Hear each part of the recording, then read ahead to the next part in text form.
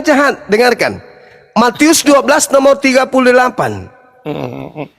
Ketika datang orang Farisi bertanya meminta kepada Yesus, "Guru, berikanlah tanda kepada kami." Ini angkatan jahat nih. Apa kata Yesus?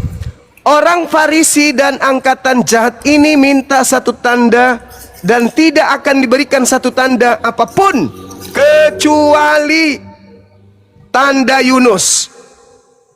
Jadi tanda Yunus itu adalah tanda untuk angkatan jahat. Apa tanda Yunus? Yunus 3 hari 3 malam dalam perut ikan. Anak manusia juga akan berada 3 hari 3 malam Matius dalam berapa? perut bumi. Matius berapa? Udah nggak tahu, bentak lagi. Matius 12 nomor 38 sampai nomor 40. Murid kok nggak sopan kali sama gurunya. Betul, Jadi Bang, gitu. ya, ada Yunus Berarti ini kita simpulkan pada sesi ini. Kesimpulannya,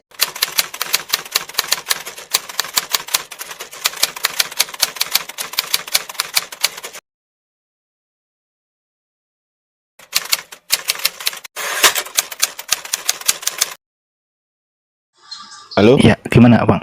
Ya, yang masuk siapa? Guru Nezuma kan? Ada kan? Bang Zuma lagi bikin kopi tadi kan? Bang Juma lagi bikin kopi, Bang. Oh, ya udah aku kalau gitu. Gimana, Bro Admin?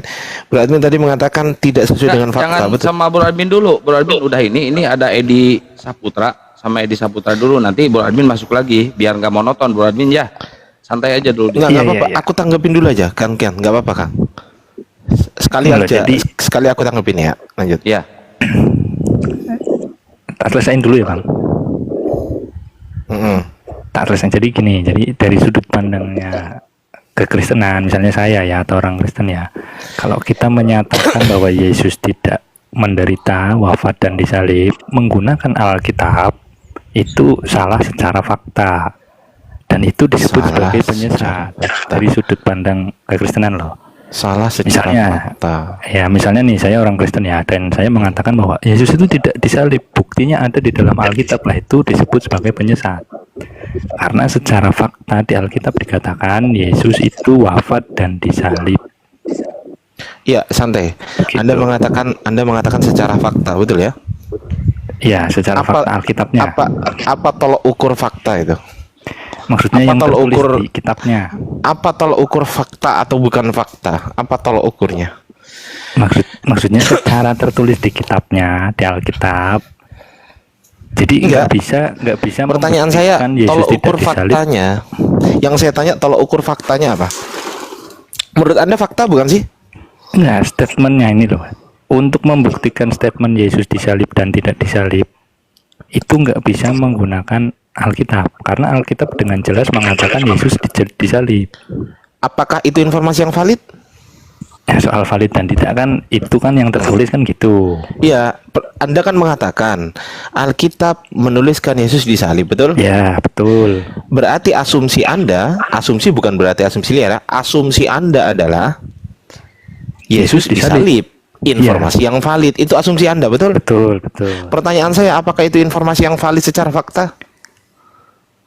Ya, kalau berdasarkan pembuktian kan kita nggak bisa ke masa lalu, jadi ya Bukan nggak itu bisa pertanyaan ngukur. saya. Bukan itu pertanyaan saya. Apakah itu informasi yang valid betul-betul terjadi pada saat itu? Apakah benar atau salah gitu loh? Itu pertanyaan saya. Ya iya, diyakini iya. Oke, saya nggak bahas keyakinan. Bukan Bang, ketika jenengan mengatakan apakah itu valid, ini kan sedang memvalidasi, membuktikan.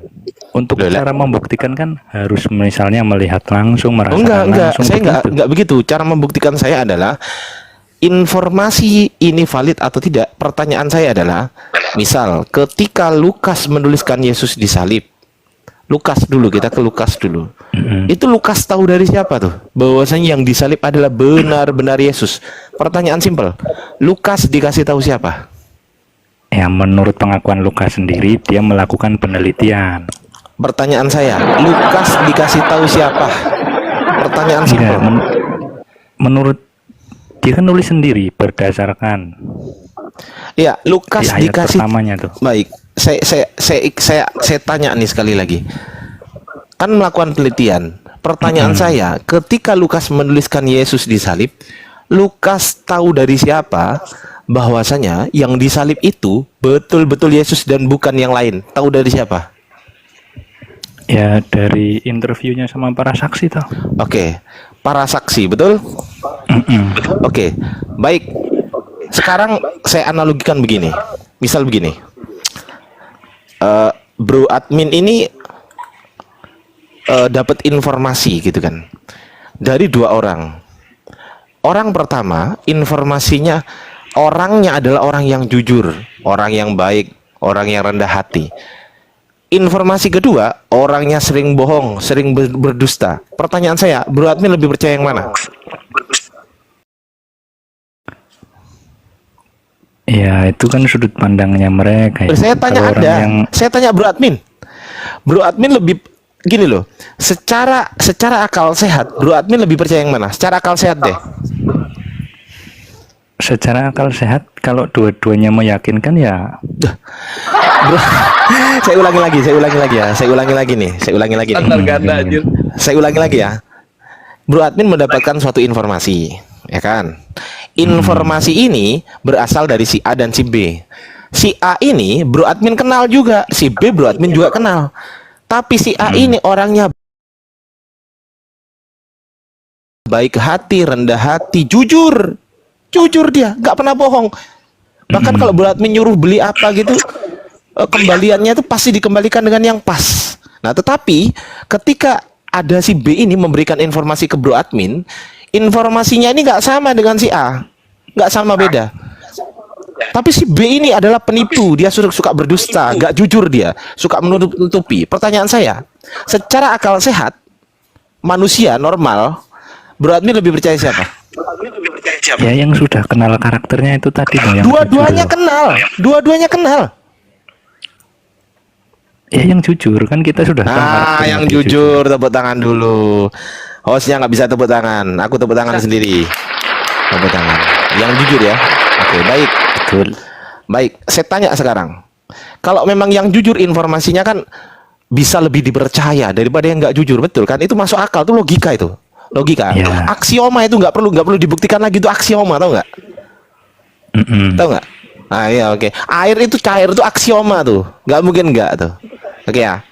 Sekarang begini, Lukas ketika mendapatkan informasi Yesus disalib atau tidak disalib, pertanyaan saya, Lukas kan menyatakan dapat dari pelayan firman dan saksi mata, betul nggak? Betul. Oke, kita urut pelan-pelan. Siapa namanya?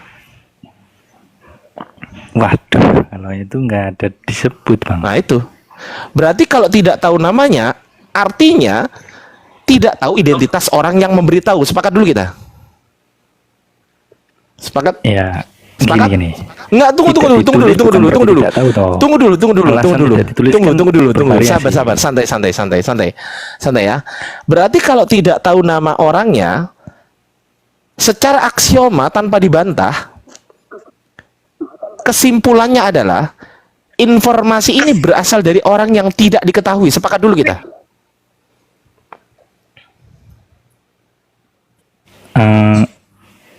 Ya enggak ya untuk pembaca mungkin nggak tahu, tapi untuk Lukasnya kan tahu.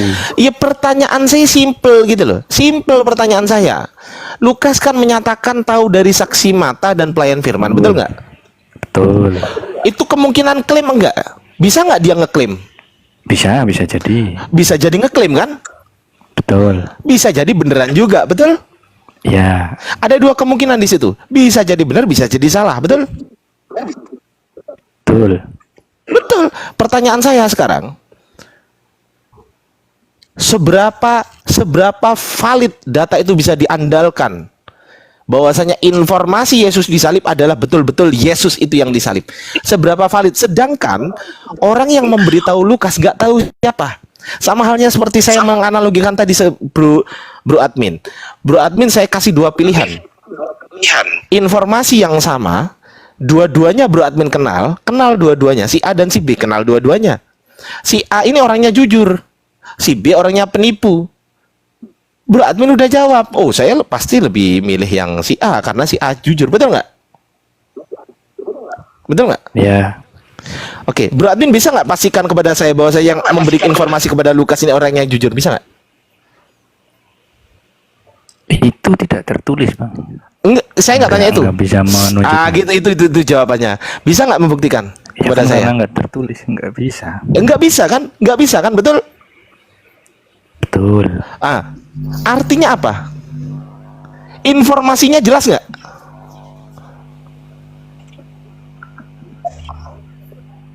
Jujur. Ya, pembuktiannya bukan dengan cara Jujur, itu, Bang. santai, jujur dulu kita. Gini, kalau Santai, pembuktian dengan cara itu Bro kita nggak bisa. Admin, bro, dengerin dulu. Jujur dulu. Ketika informasi itu bersumber dari yang tidak diketahui, pertanyaan saya, bahkan nama orangnya nggak tahu, nama orangnya aja nggak tahu, apalagi karakter orangnya, betul atau salah saya?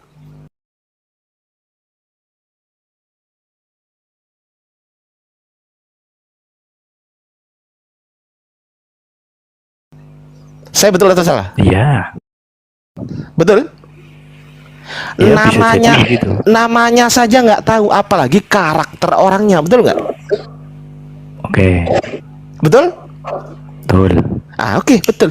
Berarti kesimpulannya adalah informasi ini bersumber dari orang yang nggak jelas. Sepakat nggak kita sama saya? Sepakat nggak?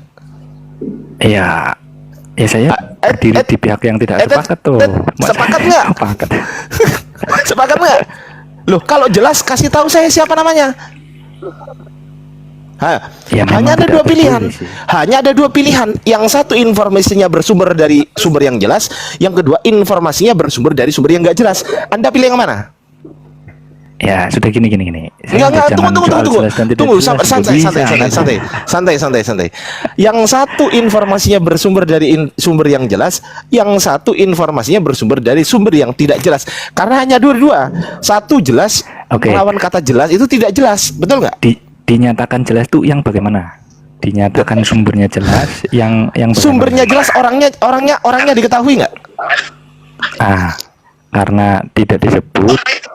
Jadi cuma disebut para saksi gitu. Jadi nggak ada. Ya, diketahui nggak siapa? siapa Siapa namanya? Diketahui nggak siapa namanya? Ya, di situ saksi mata. Ya, siapa Ya, namanya? apa? Saksi Nggak mata ada, siapa nggak ada namanya? disebut namanya. Bisa nggak membuktikan kepada saya saksi Nggak mata ada. itu semuanya santai? Anda punya bukti nggak membuktikan kepada saya saksi mata semuanya berkata dengan jujur? Ada nggak buktinya? Ya, nggak ada lah. Oke, berarti nggak jelas ya? Sepakat dulu sama saya. Jelas atau tidak jelas? Gini loh, tidak ada yang bukan tidak jelas. Salam, kenapa susah kali jujurnya ya Allah? Gurunda kalau udah Tidak ada selesai bukan- masuk ya Gurunda. Tidak ada bukan Gurunda berarti Zuma. tidak jelas, Bang.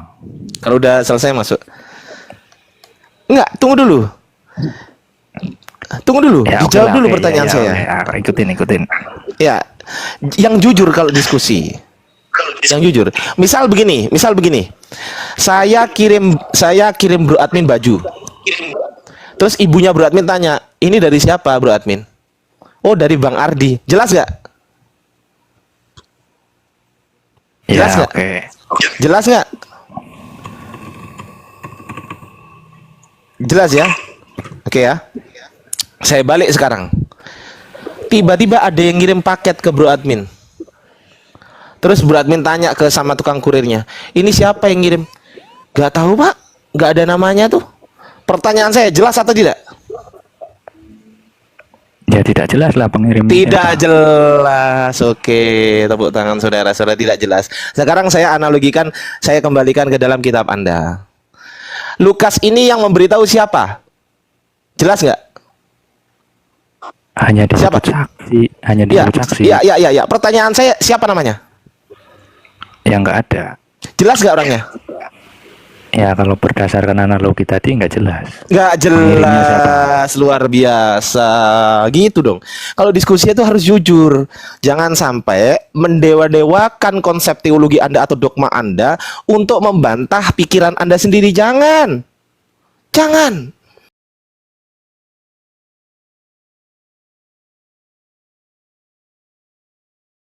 Loh. Ini masih Lukas, Bro Admin. Belum Markus, belum Matius, belum Yohanes. Apalagi Paulus. Aduh. Apalagi sejarawan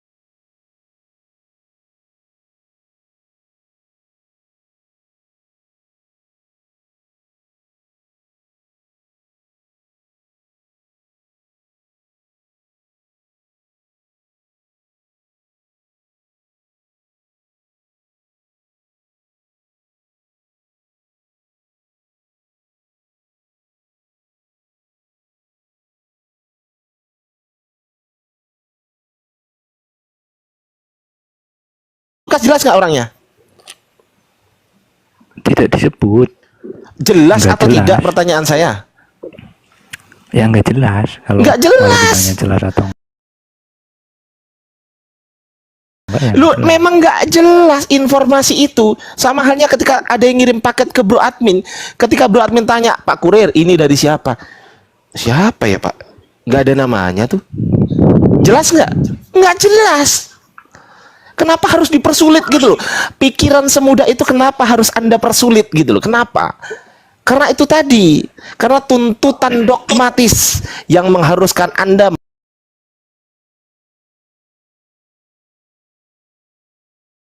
Bahkan Anda ketika mengatakan kepada saya itu informasi yang jelas, tanggung jawabnya luar biasa. Anda saya suruh buktikan siapa namanya. Nggak bisa. Artinya nggak jelas.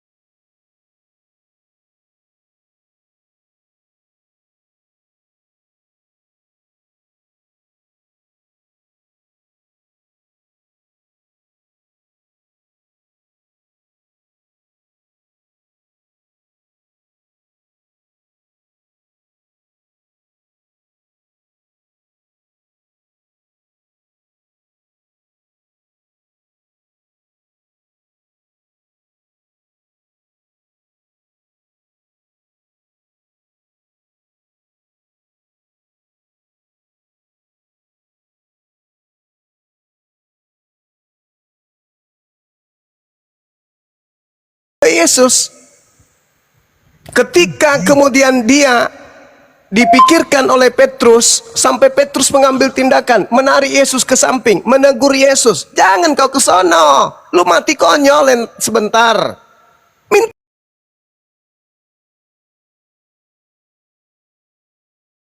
doa sebentar.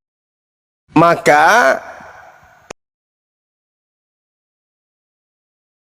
Yesus ketika menemukan muridnya berpikir seperti itu, apa kata Yesusnya? Enyahlah kau iblis. Tuh. Jadi siapapun, mau Petrus, mau muridnya, mau orang yang ngaku-ngaku pengikutnya, kalau berpikir Yesus disalib, maka dia adalah iblis. Itu poinnya. Sekarang Anda berpikir Yesus yang disalib nggak? Yesus disalib nggak? Iya, saya percaya Yesus disalib. Nah, berarti Anda iblis. Halo Bang Suma. Halo juga, Paman. Anda iblis. Petrus pun tadinya berpikir begitu, Bung. Tapi kata Yesus apa? Enyahlah iblis. Kamu hanya memikirkan apa yang dipikirkan manusia. Enyahlah. Jadi orang yang berpikir Yesus disalib tanpa ada penyelamatan dari Tuhannya Yesus, itu iblis. Begitu kawan. Itu kan bagi orang-orang yang menyamar seperti Yesus, ya betul. Ya enggak, Bang, enggak. Orang yang berpikir Yesus bakal disalib, itu iblis. Kan itu tertulis di dalam Injil Perjanjian Baru, Bang Zuma. Iya betul. Makanya Petrus ketika berpikir, kalau ente ke sana kau mati, minta sama Tuhan lo. Tuhan akan menjauhkan itu darimu. Jangan ke situ. Yesus marah. Enyahlah kau iblis. Kau hanya memikirkan manusia bahwa aku akan disalib. Enggak. Yang dianggap Tuhanku iblis itu punya siapa, rancangan Bang? yang jauh. Petrus yang berpikir bahwa yang mana Petrus berpikir bahwa Yesus akan disalib.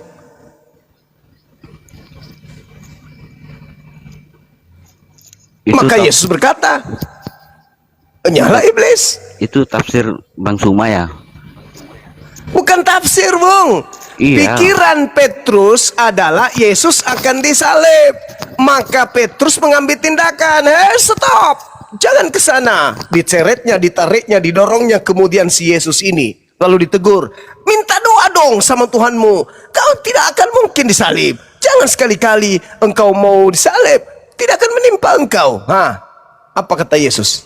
Enyahlah iblis. Engkau hanya memikirkan apa yang dipikirkan manusia. Tuhanku sudah merancang keselamatan untukku. Itu, Bang. Jadi kalau Kristen hari ini berpikir Yesus disalib, ya entah iblis. Ya, Boleh saya ngomong, Bang Suma? Kan Boleh tadi saya ngomong, Bang. Iya, saya ngomong minta waktu sebentar boleh? Soalnya tadi saya ditendang. betul pemahaman Bang Zuma. Saya jawab dulu bentar ya. Jadi kalau Petrus itu sudah pikirannya bimbang sama Yesus. Bimbang, ada kebimbangan, itulah iblis tadi. Ada keraguan. Betul. Keraguan apa? Makanya Justru Yesus tidak ada bilang, "Enyahlah ragu. Makanya Yesus bilang, enyahlah kau, pergi kau, katanya. Karena dia Bukan. ragu. Bukan, saudara. Petrus menarik Yesus dan menegur Yesus. Tuhan, kiranya Tuhan menjauhkan hal itu. Hal Iya. itu tidak sekali-kali takkan menimpa engkau. Iya betul, takut dia, ada keraguan. Betul, iya. Karena dalam pikirannya Yesus bakal disalib. Iya, Betul? memang betul disalib, betul disalib. Pemikiran Petrus bahwa Yesus akan disalib itu pemikiran setan atau bukan? Kebimbangan, dia bimbang. Oh, kok bimbang pula? Biar jelas-jelas di situ dikatakan setan kok. Enyahlah bimbang. Enggak, enyahlah iblis. Bang Tapi Suma. itu dianggap pemikiran bahwa Yesus akan disalib itu pemikiran setan. Bang Suma, Astagfirullahaladzim. Iya. dibukain aja ayatnya biar ditampilin, bisa nggak ya? Matius 16 Anda baca dari data nomor 21, Bang. Udah, artinya biar semua orang yang nonton tuh lihat gitu loh. Oh, kalau memang Bang Suma menyatakan kebenaran kan semua orang percaya jadinya gitu loh. Kita bahas bersama-sama sini. Matius 16 Buka satu nomor perikopnya, Bang. 21. Kita bahas. Petrus aja menyangkal Yesus. Iya, betul. Kenapa Petrus menyangkal Yesus? Karena yang ditangkap itu bukan Yesus. Mana sih orang-orang ini? Begini Bang Dia Suma. ragu. Dia ragu. Bentar dulu Bang siapa Bang Edi. Jadi begini Bang Suma ya. Tadi nyala engkau iblis. Kalimat itu, kata-kata Yesus itu Bang Suma ambil dari Injil kan? Benar nggak? Dari kitab Matius, Bang. Iya, betul ya. Iya, Bang Suma percaya itu kata-kata ucapan yang tertulis di situ. Iya, tapi kenapa dengan apa? Di lain sisi Bang Suma juga menolak cerita di dalam Injil itu yang menuliskan tentang riwayat Yesus disalibkan. Iya, karena di dalam sampai dia kitab bangkit. saudara itu ada dua Yesus di kitab saudara. Oh, bisa begitu ya, Bang? Ya, kenapa tidak? Yesus sendiri yang mengatakan itu kok. Bagaimana Bang Suma bisa membuktikan itu? Ya, Yesus sendiri mengatakan, Anda percaya nggak perkataan Yesus? Bahwa Mesias palsu akan datang mendatangi murid-muridnya. Bahwa ada orang yang berkata bertemu dengan Yesus di padang gurun, bertemu dengan Yesus di dalam bilik. Dan yang ditemui itu adalah Yesus palsu. Itu bukan berarti Yesusnya ada dua, Bang. Tapi yang satu asli, yang satu membawa namanya gitu loh, Bang. Loh, piye Thomas? Mengatasnamakan nama dia. Ucapan Tapi Yesus aja Anda tolak. Itu sudah membuktikan ente bukan pengikutnya. Yesus loh yang berkata, "Hei, waspadalah kepada penyesat yang datang kepadamu dengan memakai namaku." Penyesatnya pakai nama siapa? Yesus. Nah, itu pintar. Berarti Yesus palsu. Berarti si penyesat ini bernama Yesus. Dan itu terangkum di dalam kitab ente. Tapi ada juga yang bawa-bawa nama Yesus loh. Itu loh, memakai-makai nama dia, bawa-bawa ajaran dia gitu loh. Tapi kan kita gak tahu. Tapi siapa yang bertemu dengan murid Yesus itu siapa? Zaman sekarang kan susah untuk kita menuduh orang. Bukan berbicara zaman sekarang, itu Iya, berbicara masa zaman muridnya Yesus. Kalau kita hanya menuduh-nuduh, kita Itu bisa bukan kena, gitu loh maksudnya. bukan menuduh, saudaraku. Jangan sombong terhadap kebenaran. Kematian ente sudah semakin dekat. Ente masuk ke kubur, tak ada kesempatan lagi untuk bertobat. Yesus berkata, waspadalah kepada penyesat yang datang kepada kamu. Penyesat itu datang kepada murid Yesus, yaitu kepada Petrus. Loh, kok jadi lucu ente ini? Ya lanjut Pak, lanjut Pak. Ngeri. Ya. Jadi Yesus berpesan kepada Petrus, Petrus, waspadalah kepada penyesat yang datang kepadamu dengan memakai namaku dan berkata kepadamu bahwa dirinya adalah Yesus. Lukas 21 nomor 8. Saatnya sudah dekat. Jangan kamu ikuti mereka. Nah, di tahun 50 ada oknum yang menuliskan kemudian kalau ada Yesus yang datang kepadanya. Itu loh. Kalau yang mau lebih dekat secara histori, Yesus berkata, penyesat itu berkata, akulah dia. Ketika oknum yang diceritakan di Bible ditangkap, sebelumnya dia mengaku, akulah dia. Coba Anda baca Yohanes 18 tuh. Nomor 5, nomor 6, nomor 7, nomor 8. Anda baca itu. Ketika Yesus kemudian menghindarkan diri dari penangkapan, tiba-tiba Yudas berkhianat. Kemudian Yudas menunjukkan tempat persembunyian Yesus. Ketika Yudas menunjukkan tempat persembunyian Yesus, Ditangkap, disitulah disalibkan dan wafat lalu bangkit. Disitulah awal pertamanya penggenapan penyesat Begini Bang itu. Suma, begini Bang Suma. Percuma Bang Suma menjelaskan saya banyak hal tuh, tapi kenyataannya bahwa ketika Yesus ditangkap, disalibkan, wafat lalu bangkit yang tertulis di dalam Injil itu Bang Suma mesangkal gitu loh maksud saya. Betul, Penyesat itu, saudara, penyesat itu bangkit. Astagfirullahaladzim, ya Allah ya Karim. Nah, artinya begini loh. Kalau memang Bang Suma percaya dengan isi Injil itu, lantas mengapa sekarang Bang Suma menolak penyaliban itu loh maksud saya? Kebangkitan lagi apalagi.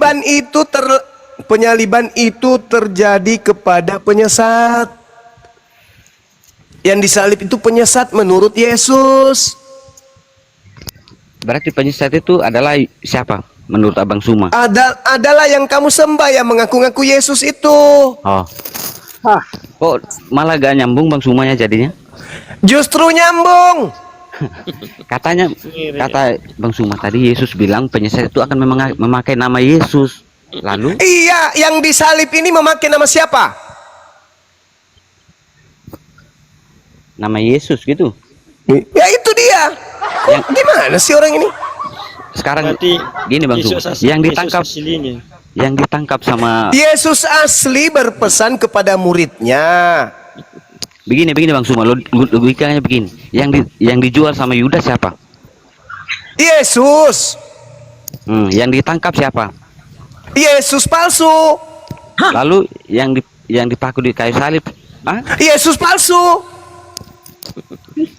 Bagaimana Bang Suma bisa buktikan? Bisa buktikan Bang Saya Suma? buktikan. Dengarkan jelaskan. kalian bertiga. Bertiga berempat, dengarkan baik-baik. Buka Kita berbicara. Bang Suma, buka kamera dulu lu. Bentar Bang Apil, tenang saja, santai-santai. Tapi ya. Silakan Bang Suma, silakan. Tunggu, saya disuruh buka kamera. Saya pakai BH dulu, sabar. Saya kalian masker Bang.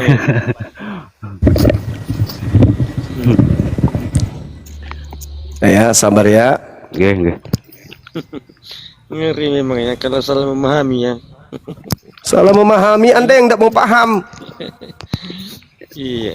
Cuma itu aja pesan saya satu. Jangan berpesan, Anda masih ada kesempatan untuk bertobat. Yang berpesan dulu. Tidak begini loh, karena Jadi Bang Suma gini. sendiri, Bang Suma kontradiksi dengan pikiran Bang Suma Mana tadi yang sendiri minta soal- saya buka Mohon kamera maaf, mana? Pergi. Udah berangkat. Bung, Ya. dengarkan saya, Bung. Ketika Yesus menjadi guru, dia guru bagi siapa? Itu dulu.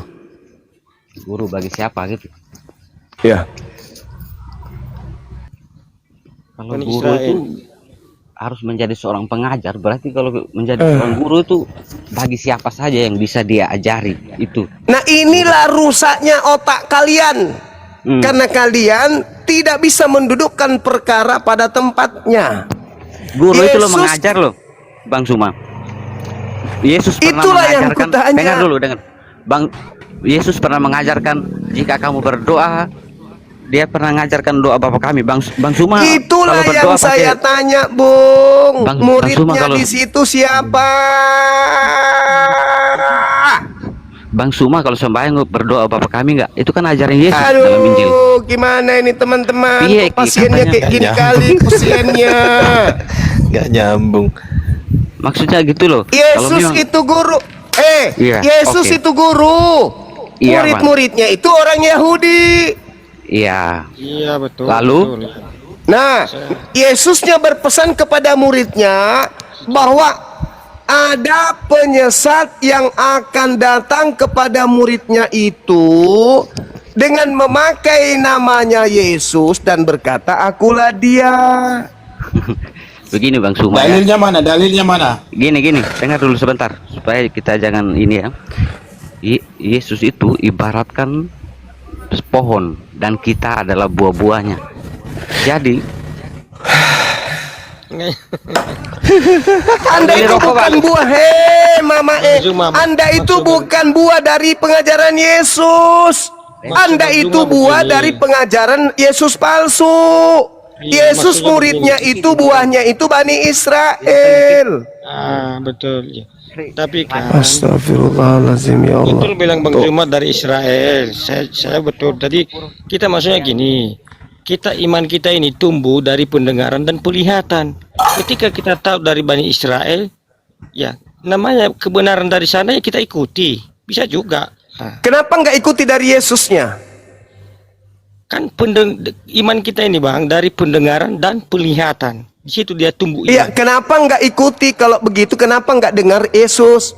Yesus berbicara, yang mendengar muridnya. Waspada ki kepada penyesat yang datang kepada ta memakai namaku. Jadi sama seperti seorang TNI berpesan kepada prajurit yang lain. Waspada kepada tentara palsu yang datang kepadamu menggunakan seragam tentara, topi tentara, sepatu tentara, tapi sebenarnya dia bukan tentara. Begitu datang kemudian yang dinubuatkan itu betul-betul tampilannya seperti tentara, Iya, tapi betul, bukan Bang. tentara. Nah, Yesus itulah yang dia. Iya betul. Saya dulu jawab. Yesus yang sebenarnya tidak ada buktinya bahwasanya Yesus yang sebenarnya itu di mana dia posisinya sekarang. Makanya selalu diimani. Yesus yang palsu yang Bang bilang Bang Zuma. Buktikan dulu mana Yesus yang mana Yesus yang sebenarnya itu. Kemana dia? Apakah dia mengelak? Yesus yang asli itu diangkat oleh Tuhan ke langit. Iya. Setelah Yesus yang asli diangkat Tuhan ke langit, muncul Yesus palsu. Itulah yang disalib. Berarti duluan Yesus yang asli. Kan begitu. Ya, orang banyak yang disesatkan Yesus palsu itulah kalian. Iya, saya ikuti terus analisis pemikiran abang. Ya, betul. Berarti Yesus yang asli sudah terangkat ke langit. Berarti datang Yesus palsu kan begitu. Ya, itulah Yesus. Betul. Pertanyaan saya. Kenapa Yesus yang asli tadi pertama? Kenapa tidak itu yang diikuti orang-orang semua? Kenapa yang terakhir? Pertanyaan saya begitu. Yesus mengatakan kalau ente tidak waspada, Anda akan mengikuti yang palsu. Sebab yang palsu ini akan banyak menyesatkan orang. Jadi kalian harus waspada. Orang banyak yang disesatkan itulah kalian. Murid-murid Yesus awal mula pertama itu tidak tersesat karena tidak percaya kepada pemberitaan Paulus kalau dia bertemu dengan Yesus. Ketika Paulus datang kepada mereka, "Hei, aku ketemu dengan gurumu loh." Kata muridnya, "Nih kau isap, yang kau temui itu bukan guruku." Memang dia ngaku Yesus, tapi bukan. Itu bukan guruku. Karena guruku sudah berpesan, ada Yesus palsu. Iya, maksudnya Itu saudara. Yesus asli udah terangkat ke surga. Yang palsu ini jadi kenapa Zuma ini ngomong tanpa dalil, ngomong kosong aja. Kemistiwaannya ini kok bisa disalib bangkit pada hari ketiga? Kok serupa, kok bisa bangkit yang palsu ini tadi? Karena itu tanda untuk angkatan jahat. Dengarkan Matius 12 nomor 38. Ketika datang orang Farisi meminta kepada Yesus, "Guru, berikanlah tanda kepada kami." Ini angkatan jahat nih. Apa kata Yesus? Orang Farisi dan angkatan jahat ini minta satu tanda dan tidak akan diberikan satu tanda apapun kecuali tanda Yunus. Jadi tanda Yunus itu adalah tanda untuk angkatan jahat. Apa tanda Yunus? Yunus 3 hari 3 malam dalam perut ikan. Anak manusia juga akan berada 3 hari 3 malam Matius dalam berapa? perut bumi. Matius berapa? Udah nggak tahu, bentak lagi. Matius 12 nomor 38 sampai nomor 40. Murid kok nggak sopan kali sama gurunya. Betul, Jadi Bang, gitu. ya, ada Yunus. Berarti ini kita simpulkan pada sesi ini. Kesimpulannya menurut saya tanda bangkit hari ketiga adalah tanda untuk angkatan jahat. Setuju nggak? Angkatan jahat. Loh, Nggak makanya setuju, baca Bang. dalil. Setuju nggak? Maaf tadi terputus saya. Setuju nggak kalau kebangkitan hari ketiga adalah tanda untuk angkatan jahat? Setuju nggak? Ya, kalau saya Bang tidak setuju juga kalau untuk buat jahat. Ya, berarti Anda membantah Yesus. Tidak bang, karena Yesus berkata, saudara, angkatan jahat ini minta satu tanda dan tidak diberikan satu tanda apapun selain tanda Yunus, sebab Yunus 3 hari 3 malam dalam perut ikan, demikian juga anak manusia akan berada dalam perut bumi 3 hari 3 malam. kalau kejahatan Berarti Bang, kalau cuma 3 hari, berarti pada hari ketiga bangkit. Nah, itu tanda untuk angkatan siapa menurut Yesus? Jawab. kalau ya iblis, kalau setan itu tidak mau dia seperti itu bang. Kalau iblis tidak mau dia merendahkan diri, tidak mau dia kalah seperti itu bang, mati. Tapi dia menang, dia menang. Kalau iblis Dia dia mau- sukanya tinggi. Nah, Loh, Anda nggak lihat ketika dia keluar dari kubur? Kepadaku telah diberi kuasa baik di surga maupun di langit. Apalagi kurangnya? Sampai-sampai dia mengajarkan seluruh bangsa untuk menuhankan dirinya. iya bang. Halo Bang Suma, permisi sebentar. Iya, Jadi- tapi lewat mungkin. Misi Bang Suma, mohon maaf Iya, Bang lewat Edi ya, mungkin. saya potong dulu. Bang Suma bilang bahwa yang disalib itu adalah angkatan penyesat gitu ya. Yang angkatan jahat diberi Angkatan- tanda itu adalah penyaliban. Itu tanda untuk angkatan jahat. Berarti yang disalib itu yang sesat juga berarti gitu modelnya. Justru itulah iblisnya yang disalib itu. Oke. Kalau jadi sekarang saya mau bertanya sama Bang Suma. Kalau memang yang disalibkan itu adalah iblis, kenapa si siapa? Yang disalib ini justru menjanjikan Firdaus kepada orang yang di samping yang disalibkan di sampingnya. Bukankah Firdaus itu di Saudara. surga? Bagaimana bisa iblis masuk ke dalam surga gitu loh logika saya. Saudara, apa janji iblis kepada Adam ketika dia di Taman Eden? Kalau kau makan ilmu pengetahuan baik dan jahat, kamu akan kekal di Taman Eden. Betul? Kalau begini Bang Suma, kalau iblis membodohi Adam dan Hawa di Taman Eden, waktu itu kan masih awal mula, masih ada sempatnya manusia itu untuk berbuat dosa. Tapi ini di penyalipan ini yang Anda bilang yang disalibkan yang adalah yang disesatkan, apa gunanya dia menyesatkan orang lagi? Membohongi orang dengan bilang menjanjikan orang itu akan ikut ke surga.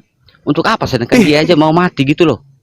Gak ada Tidak gunanya. mungkin iblis datang dengan mengatakan, manusia, sini yuk, ikut dengan aku ke neraka. Iya, maksud saya begini loh. Apa sih? Kalau memang itu yang disalib adalah Pasti iblis, mengajak ke surga. iya. Maksud saya kan udah gak ada gunanya itu loh Bang Ngeri. Suma. Kalau Ngeri, iya. logika Bang Suma loh. Maksud udah gak ada gunanya iblis itu apa Ya, mengatakan berguna dong. Karena coba banyak orang yang diberi iming-iming masuk ke surga dengan menuhankan dia. Ngeri. ketika disalib loh, apa untungnya bagi si orang yang disalibkan di samping gitu loh, yang dijanjikan. Saudara, penyaliban itu terjadi bukan terjadi begitu saja. Saya ke perut. Penyaliban, ambil kantong plastik bang. Penyaliban itu terjadi diawali rekayasa iblis dan pembangkangan orang-orang Yahudi terhadap dirinya. Iblislah yang merasuki Yudas. Saya ke perut Iblis ketawa aku ini. Saya tanya dulu, untuk apa iblis merasuki Yudas? Apa tujuannya? Menurut abang kan mungkin tahu sedikit. Menurut abang Ya tujuannya supaya Yesus disalib. Itu rencana iblis. Nah, itu rencana iblis, itu pintar. Ya. bentar dulu, Bang Edi. Berarti salib itu rencana Bentar, Bang siapa? Rencana iblis berarti ya menurut Bang Suma ya. Iblis. Oke. Jadi begini. Berarti kalau yang disalib itu adalah Yesus yang asli, berarti iblis berhasil. Nah, yang disalib itu berhasil. Yesus. Ya berhasil berhasil. katanya. Iblis- Sedangkan Dengar, Yesus mengatakan di dalam Yohanes 14, Yohanes 12 nomor 30, iblis tidak akan sedikit pun iblis tidak berkuasa atas diriku, kata Yesus. Iya bang, boleh. Nah, Silakan. jadi ngomong ketika dulu, Bang. iblis menginginkan penyaliban, berkuasa nggak iblis? Menyalibkan Yesus. Berkuasa. Ya bisa. Kok dibilang berkuasa seperti- pula? Apa namanya? Yesus mengatakan, iblis tidak berkuasa kepadaku sedikit pun. Iya. Lanjut, Bang, Ah. lanjut. Berarti yang disalibkan ini bukan Yesus. Oke. Boleh saya minta waktu Bang Suma? Ya silakan, kalau ada yang mau kasih. Jadi begini. Mungkin pemahaman Bang Suma kan hanya sebatas sampai ke penyaliban itu. Ketika Yesus mati, udah sampai di situ aja. Mungkin kayak gitu ya. Tapi Ya silakan. ya saya lanjut dulu sedikit ya. Silakan. Jadi kalau dalam Kristen itu kan masih adalah cerita lanjutannya modelnya seperti itu. Ketika disalib, Yesus kan dikuburkan dulu. Setelah 3 hari masih ada ceritanya bangkit. Nah, bangkit inilah sebenarnya kuasa Yesus itu muncul gitu loh modelnya. Kalau dia tidak punya kuasa bang, bagaimana bisa dia bangkit dari mengalahkan maut itu model. Ya Jadi Allah ya begini, Karim. cerita Yesus disalib itu sudah dinubuatkan dari Abraham. Astagfirullah, tambah parah lagi. Ketika waktu Abraham mengkorbankan anaknya, Jangan dulu omong Tuhan nubuat-nubuat. Allah melarang Jangan bicara bahwa nanti yang nubuat-nubuat akan dulu. datang, nanti Bahas yang dulu. akan datang, nanti yang akan Astagfirullah. ganti anak muda anak manusia. Itu Yesus yang datang itu. Oyong Itu kepala kan. oyong. Oyong kepala. Itu maunya Anda, karena Anda penyembah Kristus. Bukan maunya saya. Itu cerita yang Kebentak tertulis. terus dia. Karena Alkitab itu diberceritakan sejarah, bukan seperti Al-Quran. Iya. Imani saja bang, imani saja. Sekarang anak tunggal Abraham, anak tunggal Abraham itu dikurbankan itu untuk apa? Untuk menunjukkan bahwa dia mengasihi Bapa. Yes, Abraham anaknya mau dikurbankan itu Allah Untuk? menguji Abraham betapa untuk ujian. kesetiaan dia kepada Allah. Untuk ujian, bukan untuk nebus dosa. Iya. Tidak ada hubungannya dengan penyaliban. Enggak, Terlalu jauh ada. Apa hubungannya coba? Iblis. Inilah orang Apa Arab itu hubungannya? tidak bakal cocok dengan orang Israel. Makanya perang terus. Apa hubungannya? Tidak ada hubungannya. Sekarang kita berbicara tentang Ini perang di dalam kamar apa perang di mana ini bang? ini yang kita bahas tentang penyesat. Yesusnya berkata kepada Bani Israel muridnya, waspadalah kepada Iya. penyesat yang datang kepadamu dengan memakai namaku. Penyesat itu memakai nama siapa? Nama Yesus. Enggak ada penyesat di situ. Aduh, robek otak. Inilah kalau anak setan begini. Udah bang, saya balik nanya abang, balik nanya aku. Anak-anak setan begitu, selalu membantah dalil yang ada. Yesusnya berkata, waspadalah kepada penyesat yang datang kepadamu dengan memakai Ya. namaku. Walaupun Jadi- kami anak setan, jadi tapi penyesatnya yang itu tidur memakai setiap nama malam siapa? dengan setan siapa? Bentar dulu Bang Stevi. Jadi penyesat itu memakai nama siapa? Jadi yang tidur dengan setan setiap malam siapa? Setannya di hidung. Bentar dulu Bang Stevi, bukan begitu caranya. Bang Suma, jadi ada lagi satu ayat itu yang ketika Yesus mengatakan apa, memanggilku Tuhan, Tuhan, gimana ayatnya Bang? Abang Matius tahu? 7. Gimana bunyinya Bang? Pada hari terakhir nanti, ini berbicara tentang pengikut Paulus. Pada hari terakhir bukan. nanti, yang ngomong kan Yesus ya. iya, Coba apa katanya Bang? pada hari terakhir nanti banyak orang memanggil aku Tuhan, Tuhan. Bukankah kami bernubuat, mengusir setan, bermujizat pakai namamu? Aku Yesus berkata, pada hari itulah aku akan berkata kepada mereka, enyahlah daripada aku, kalian semua adalah pembuat kejahatan. Aku tidak mengenal kalian, kalian semua adalah pembuat kejahatan. Siapa yang ini? Yang memanggil Yesus Tuhan, bernubuat, mengusir setan, pakai nama Yesus. Siapa? Penyembah Kristus kan? Kalian kan? Nggak ada di situ dikatakan penyembah Kristus Bang. Yang kalau saya Lah. secara Jadi yang memanggil Yesus Tuhan itu siapa, Re? iya kalau Hindu. tafsir Bang Suma gitu ya. Kan, tapi kalau Iya, tafsir lalu saya, siapa? tafsir Siapa yang saya memanggil Yesus Tuhan? itu kalau Antikristus. menurut saya adalah semua orang. Antikristus kok manggil Yesus Tuhan gimana sih? Semua orang, Bang. Ini Semua. pada hari akhir, Bang. Pada hari akhir loh. Ketika Yesus akan datang lagi, ini maksud Tuhan Yesus nih.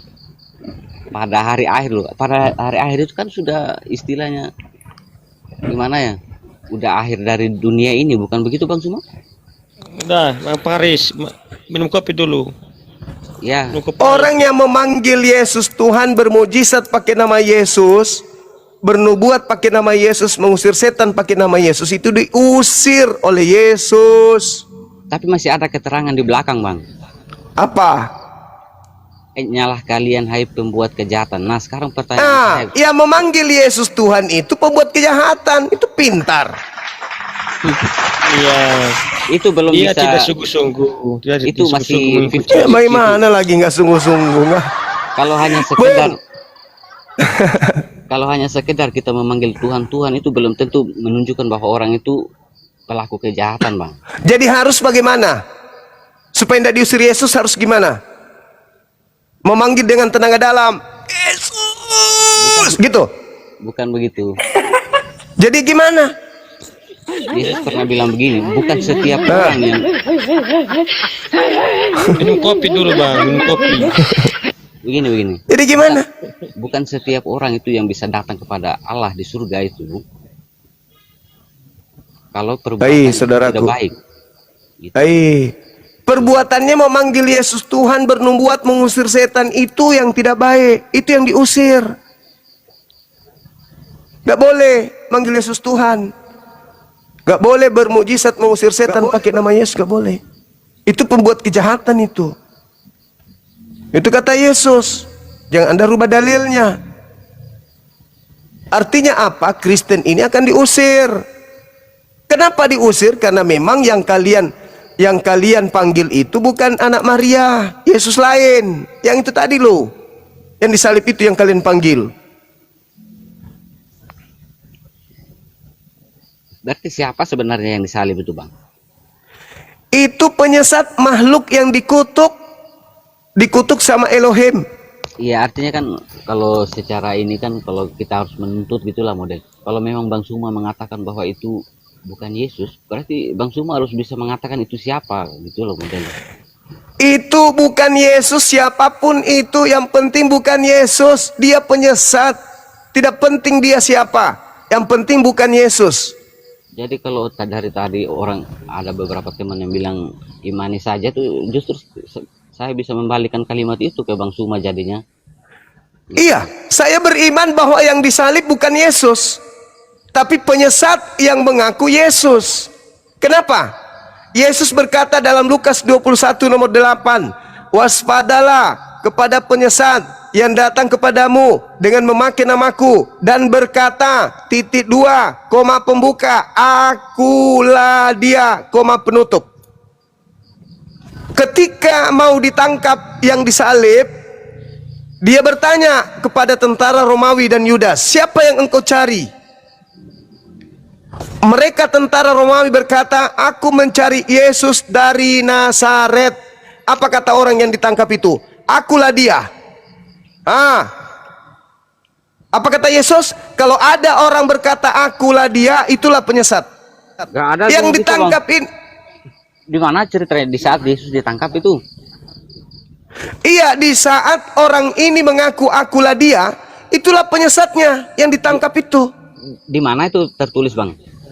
Yohanes 18 nomor 5. Yohanes 18 nomor 5 ya. Iya.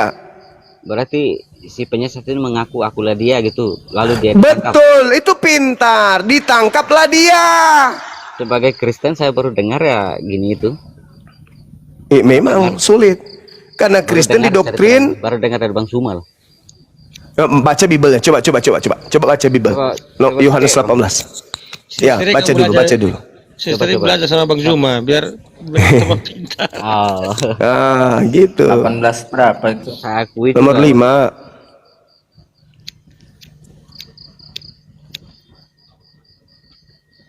Saya agak bawa ini.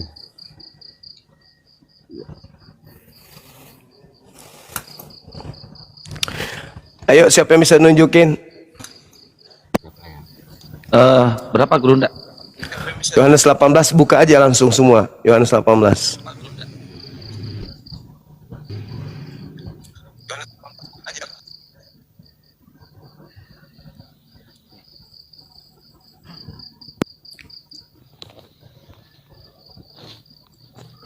Jawab mereka, Yesus dari Nazaret katanya kepada mereka, akulah dia. Yudas yang mengkhianati dia berdiri juga di situ bersama-sama mereka. Perikopnya Yesus Muncul kan? ditangkap gitu ya. Nah, itu coba lihat. Nah, mana? Boleh Mana? saya yang baca? Yohanes Bang? Nah, baca. Setelah Yesus mengatakan semuanya itu, keluarlah ia dari situ bersama dengan murid-muridnya. Berarti yang keluar ini Yesus ya? Ya, Dengan menurut bersama narasi di situ ya. Iya. Bersama dengan murid-murid, dan mereka pergi ke seberang sungai Kidron. Di situ ada suatu taman, dan ia masuk ke taman itu bersama dengan murid-muridnya. Yudas yang mengkhianati Yesus, berarti Yudas juga ikut di sana. Yang mengkhianati Yesus tahu juga tempat itu karena Yesus sering berkumpul di situ dengan murid-muridnya. Maka datanglah Yudas juga ke situ dengan sepasukan prajurit. Berarti Yudas ngajak prajurit nih, dan penjaga-penjaga bait Allah yang disuruh oleh imam-imam kepala dan orang-orang Farisi, lengkap dengan lentera, suluh dan senjata. Maka Yesus yang tahu semua yang akan menimpa dirinya, maju ke depan dan berkata kepada mereka, siapakah yang kamu cari? Gak kelihatan semua, Bang. Jawab mereka, Yesus dari Nazaret. Akulah. Kata gak kelihatan semua, Bang. Coba. Akulah dia. Katanya kepada mereka, akulah dia. Yudas. Iya, berarti yang mengatakan akulah dia itu Yesus ya. Yesus berarti yang mengatakan itu sendiri, Bang. Dari tadi kan yang ngomong Yesus, berarti yang menjawab itu Yesus. Kok bisa jadi orang lain sih, Bang? Saudaraku, itu catatan yang sudah dikumpulkan oleh penulis Yohanes. Pahami itu dulu. Nah, sebentar Ini dulu. cerita. Bentar dulu, Bang Suma. Bang Suma yang mengatakan tadi bahwa yang mengatakan akulah dia itu adalah penyesat, bukan Yesus. Tapi buktinya di situ tadi yang mengatakan akulah dia itu Yesus sendiri loh. Yesusnya mengatakan penyesat itu memakai nama siapa? Akulah dia.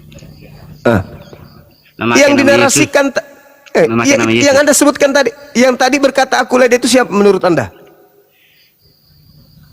Yesus yang bicara tadi itu. Dia mengaku bahwa dialah Yesus dari Nazaret itu gitu. Menurut Anda itu adalah Yesus. Tetapi menurut Yesus, jangan menurut saya. Menurut Yesus, penyesat itu memakai namaku dan berkata, akulah dia. Itu berarti kejadian sebelum penangkapan ya? Sebelum yang tadi. Nah, sekarang yang menyusun cerita tadi ini siapa? Yang menyusun cerita tadi, jangan dibesarkan, Bang. Yang menyusun cerita ini tadi siapa?